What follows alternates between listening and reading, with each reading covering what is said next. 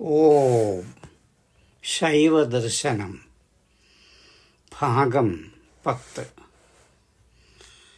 ചിത്സ്വരൂപികളായ പൂർണ്ണപ്രജ്ഞരെ പ്രണാമം പ്രണാമം. ഗായത്രി കൊണ്ട് സ്തുതിക്കപ്പെടുന്നത് സൂര്യൻ എന്ന ദേവനാണ്. സൂര്യൻ സത്യത്തിൽ പ്രതിഷ്ഠിക്കപ്പെട്ടിരിക്കുന്നു. പ്രാണനാണ് ബലം. ഗായത്രി ആധ്യാത്മികമായി പ്രതിഷ്ഠിതമായി ഗയങ്ങളെ, അതായത് പ്രാണങ്ങളെ ത്രാണനം ചെയ്യുന്നു. അതുകൊണ്ട് ഗായത്രിയായി. സവിതാവെന്ന ദേവതയോട് കൂടിയതിനാൽ സാവിത്രി എന്നും, വാഗാദികളായ പ്രാണങ്ങളെ, ഗയങ്ങളെ രക്ഷിക്കുന്നതിനാൽ ഗായത്രി എന്നും പേരുണ്ടായി.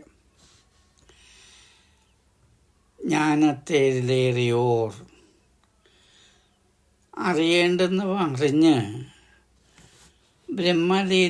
ബ്രഹ്മലീനരായിരിക്കുന്നവർ എപ്പോഴും ബ്രഹ്മസ്വരൂപ ചിന്തയിൽ ആണ്ടവരാണ്,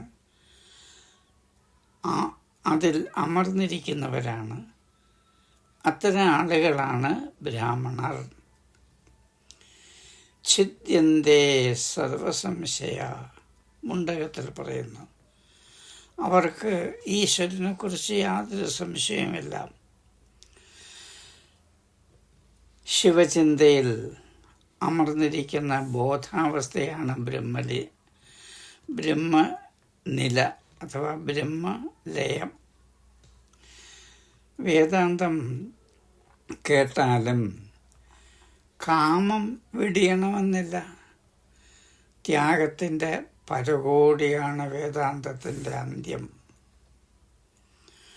കാമങ്ങൾ ത്യജിച്ചവരാണ് വേദജ്ഞന്മാരായ ബ്രാഹ്മണർ, ജ്ഞാനികൾ.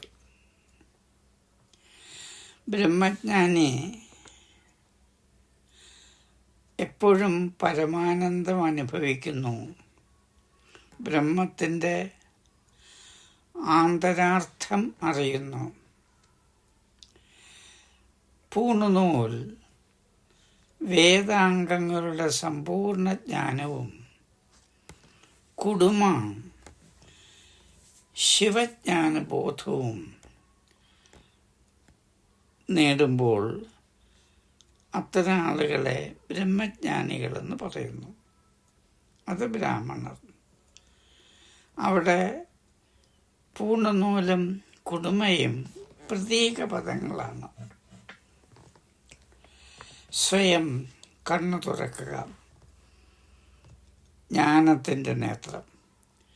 മറ്റുള്ളവരുടെ കണ്ണുകളും തുറന്ന് കാഴ്ച നിറക്കാൻ കഴിയുന്നു. ജ്ഞാനികൾക്ക് മാത്രമേ അജ്ഞാനികളെപ്പോലും ദിവ്യത്വത്തിലേക്ക് ജ്ഞാനമാർഗത്തിലൂടെ നയിക്കാൻ കഴിയുന്നുള്ളൂ. ജ്ഞാനം പരമമായ സത്യമാണ്. അത് തൃതീയ ലോചനമാണ്. ജ്ഞാനം തൃതീയം മനുജസ്യ നേത്രം സമസ്ത തത്വാർത്ഥവലോകദക്ഷം എന്നാണ് ഉപനിഷത്ത് വാക്യം തന്നെ. ജ്ഞാനത്തിലൂടെയും ഭക്തിയിലൂടെയും കർമ്മത്തിലൂടെയും മുക്തിയും സിദ്ധിയും നേടാൻ കഴിയുന്നു. ഭഗവത്ഗീത വിഹായ കാമാന്യഃ സർവാൻ പുമാശ്ചരതി നിസ്പൃഹഃ നിർമ്മമോ നിരഹങ്കാരഃ സശാന്തിം അധിഗച്ഛതി. ശാന്തി ആർജിക്കുന്നത്, നേടുന്നത് എല്ലാ കാമനകളും ദൂരീകരിച്ച മനസ്സിൻ്റെ എല്ലാ ചഞ്ചലതകളും മാറ്റിയെടുത്ത സിദ്ധന് മാത്രമാണ്. ജൈന സിദ്ധാന്തം ഭഗവാനെ മലരിൽ ചരിക്കുന്നവനായി പറയുന്നു. മലർ അതായത് പുഷ്പത്തിൽ ചരിക്കുന്നവനാണ് ഭഗവാൻ എന്ന്. ശിരസിലുള്ള ചിന്താമണ്ഡലം, അവിടെയുള്ള ശിവശക്തിയിൽ നീരാടി സിദ്ധരാകുക സിദ്ധയോഗികൾ. ഈശ്വരൻ്റെ മഹിമ, മാഹാത്മ്യം, യാഗകർമ്മങ്ങളിൽ പ്രാധാന്യം വൈദികമായ ഒരു ആരാധനാ സമ്പ്രദായമാണ്. അതിൽ നിന്നും ദക്ഷിണയും ദാനവും ലഭ്യമാകുന്നു. ദാതാവിനെ ആശ്രയിച്ച് ജീവിതം നയിക്കുന്ന ഒരു വിഭാഗമുണ്ട്. ദാനം ആത്മജ്ഞാനമാകണം.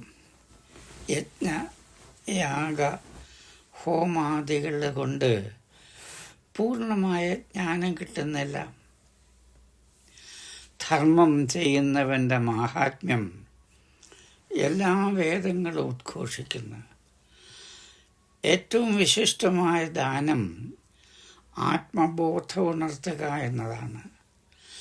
ആത്മബോധമുള്ളവർ ശിവപെരുമാളിൻ്റെ കാലിണ വണങ്ങുന്നു, ശിവഭക്തനായിട്ട് മാറുന്നു.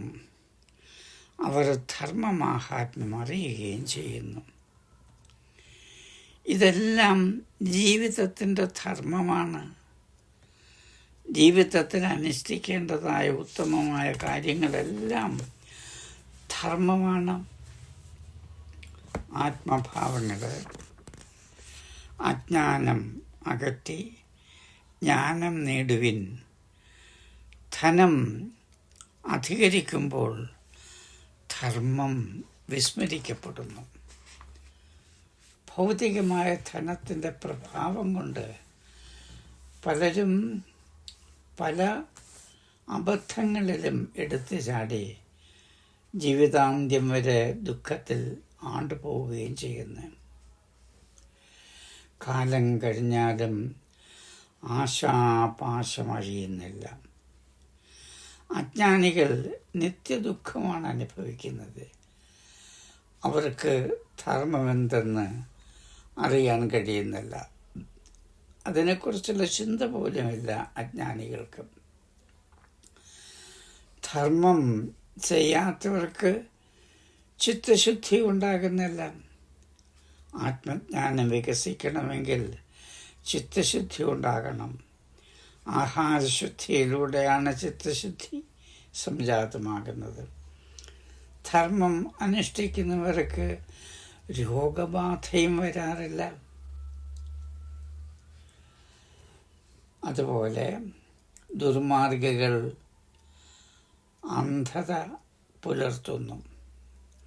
അവരുടെ ലോകം നരകമാണ്. കാമം വെടിഞ്ഞ് സത്യമാർഗം സ്വീകരിക്കുക, അറിവിൻ്റെ ജ്യോതിസിൽ അമരുക, ബ്രഹ്മത്തിൽ ലയിക്കുക. ജീവകാരുണ്യമുള്ളവർക്ക് ഈശ്വര ദർശനം സുലഭമാണ്. കാമാതി ത്യജിച്ചിട്ട് സ്വർഗരാജാവാകുക എന്ന് വേദം ഉദ്ഘോഷിക്കുന്നു. കർമ്മഫലം ഈ ജന്മ സുഖദുഃഖ കാരണമാണ്. അനാദിയും അനന്തവുമായിട്ടുള്ള ആത്മരഹസ്യം നശ്വരമായ ധനത്തിന് വേണ്ടി മൂഢന്മാർ സ്തുതി നടത്തുന്നു. ഈ ഭൗതികമായിട്ട് നേടുന്നതെല്ലാം അസ്ഥിരമാണ്. അതിനുവേണ്ടി സ്തുതിക്കുകയും പ്രാർത്ഥിക്കുകയും ചെയ്യുന്നവർ മൂഢന്മാരാണ്.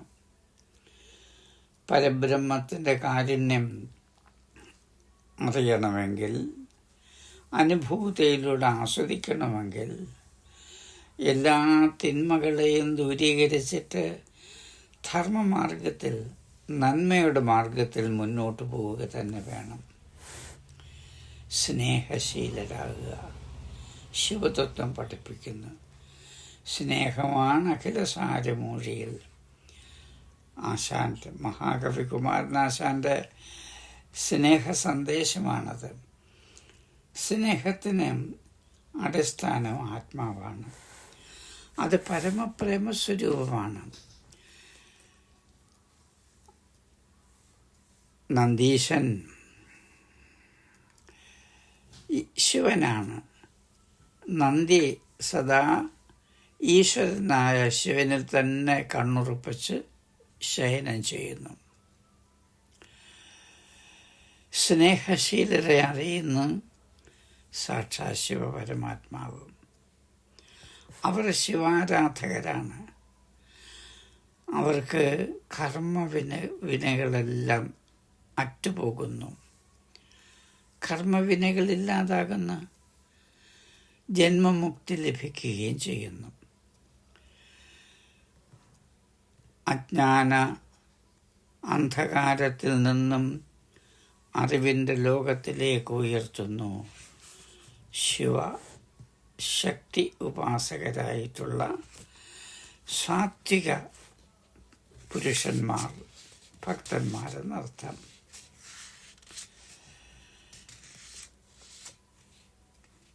ആത്മഭാവങ്ങളെ നമ്മളെപ്പോഴും ചിന്തിക്കണം. സൃഷ്ടി രഹസ്യം എന്താണ്? സൃഷ്ടി രഹസ്യം എന്തെന്നറിയണം. ശരീരവും ജീവനും ഒന്നു ചേരുന്ന മഹത്തത്വവും അറിയണം. ശക്തിയായ ഈശ്വരങ്കൽ തൻ്റെ ജീവനെ, ആത്മാവിനെ എത്തിക്കുക, അതിൽ വണങ്ങുക, അതിൽ ലയിക്കുക. താനും ജീവാത്മാവും പരമാത്മാവും ഒന്ന് തന്നെ. അഹം ബ്രഹ്മാസ്മി എന്ന അനുഭൂതി ആർജിക്കാൻ കഴിയും. ആത്മാവ് ഒരു മണിവിളക്കാണ്. മണിവിളക്ക് പോലെ എപ്പോഴും പ്രകാശിക്കുന്നു. ഭീതിതരിൽ, ഭയപ്പെടുന്നവരിൽ ആത്മജ്ഞാനം പ്രകാശിക്കാറില്ല.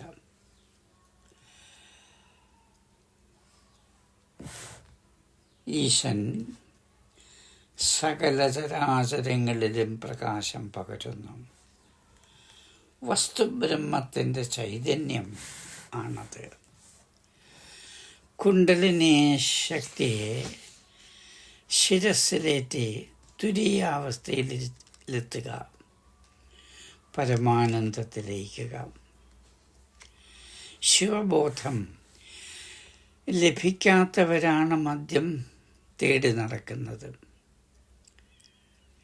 ശിവജലം പാനം അത് അമൃതമാണ്. ആത്മാനുഭൂതിയിൽ നിന്നുണ്ടാകുന്ന അമൃതമാണത്. ഭൗതികമായ മദ്യസേവ കൊണ്ട് കിട്ടുന്ന ലഹരി ക്ഷണികമാണ്, ഭ്രമം സൃഷ്ടിക്കുന്നതാണ്. ശിവരസം ശിവാനന്ദമാണ്. പലരും മദ്യത്തിനടിമപ്പെട്ടു പോകുന്നു. മദ്യപർ ആത്മസത്ത അറിയുന്നില്ല, കർമ്മബന്ധം അറിയുന്നില്ല. അവർ പാപാത്മാക്കളാണ്, ഉള്ളിലെ സത്യം അറിയാത്തവരാണ്. ആത്മസത്ത ഉണരുമ്പോൾ എല്ലാ ദുശീലങ്ങളും ഇല്ലാതാകും. ശിവോപാസനയിലൂടെ ലോകയാത്ര ധാർമ്മികമായിട്ട് സ്വീകരിക്കേണ്ടതാണ്. ജൈന, ബൗദ്ധ, സാഖ്യ ചാർവാകന്മാർ അവർ ദാർശനിക മതത്തിൽ വിശ്വസിക്കുന്നവരാണ്. അതിൽ ബാർഹസ്പത്യരാണ് ചാർവാകന്മാർ. ബൃഹസ്പതിയിൽ നിന്നും നിരീശ്വരവാദം എന്നുള്ള ഒരു പ്രത്യേക ചിന്താധാരയുണ്ടാകുന്നു. അവർ പ്രത്യക്ഷ ശാസ്ത്രത്തെ മാത്രമേ വിശ്വസിക്കുന്നുള്ളൂ. ജീവന് പുനർജന്മമില്ല. സ്വർഗനരകം ഭൂമിയിൽ തന്നെയാണ്. ഇഷ്ടഭോജനവും ഇഷ്ടഭോഗവും സ്വർഗം സുഖം നൽകുന്നു. മരണം അത് മോക്ഷപ്രാപ്തിയല്ല, അത് പ്രകൃതിയുടെ നിയമമാണ്. അവർ നിരീശ്വരവാദികൾ വിശ്വസിക്കുന്നു. ആകാശം ഒഴികെ 4 ഭൂതങ്ങളുടെ മിശ്രിതമാണ് ജീവൻ, ശരീരം എന്ന് ചാർവാകന്മാർ സങ്കല്പിക്കുന്നു. ചാർവാകന്മാർ ക്ഷണികമായ ഭൗതിക സുഖത്തിൽ മാത്രം അഭിരമിച്ച് മുന്നോട്ട് പോകുന്നു. കാമസ്യ വാമോ ഗതി ഭജഗോവിന്ദം. ഗീതാഗോവിന്ദം ഭജിക്കുന്നവർക്ക് ആ പദം സുപരിചിതമാണ്. കാമസ്യ വാമോ ഗതി. ഗീതാഗോവിന്ദം നൽകുന്നൊരു സന്ദേശവാക്യമാണത്.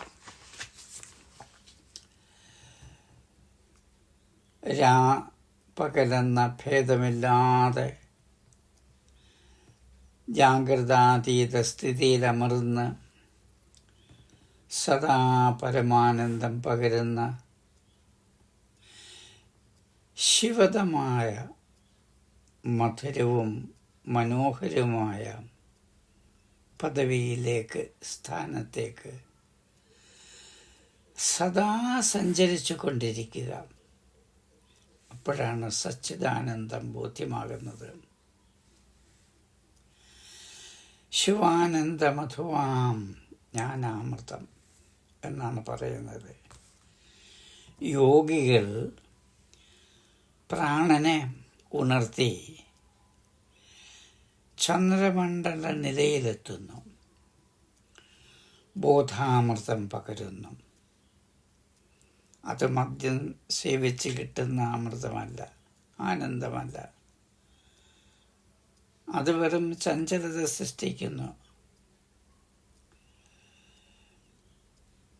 സമാധിയിലിരുന്ന് സദാ മഹേശ്വരനെ ധ്യാനിച്ച് ഇടകലയും പിംഗളകലയും വഴി കുണ്ടലിനി ശക്തി ഉണർത്തി പരമാനന്ദം നേടുക. കണ്ണുകളിലൂടെ ജ്ഞാനത്തിൻ്റെ പ്രകാശധാര ഒഴുക്കാൻ കഴിയുന്നു. ജീവൻ്റെ മാർഗം ധർമ്മമാർഗമാണ്. ശിവജ്യോതി സന്യാസിയുടെ, ശിവയോഗിയുടെ കണ്ണുകളിൽ തെളിഞ്ഞു വരും. അവർ അഷ്ടസിദ്ധിയും നേടിയവരാണ്. അണിമാതി അഷ്ടസിദ്ധിയും അവർക്ക് കരഗതമാകുന്നു.